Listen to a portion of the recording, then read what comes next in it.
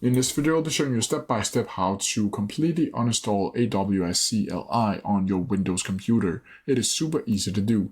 So the first thing you need to do is, of course, boot up your PC like you usually would. Then from here, you'll need to close every single CMD related program that you have inside of your computer. So just go down here and see if you have CMD opened and then close it down like you usually would. Once from here, you'll need to go down to Start and then you'll need to click Add and Remove Programs. And then from here, it should be looking something like this.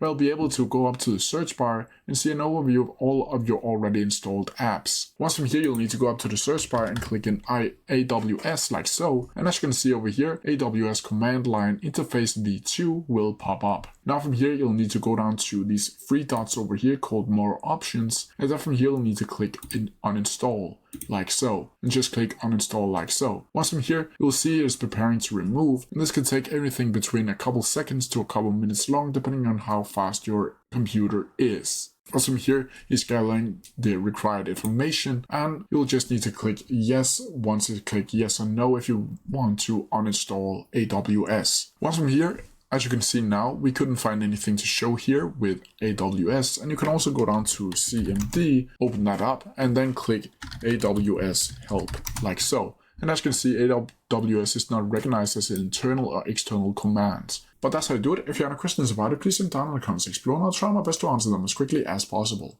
See ya!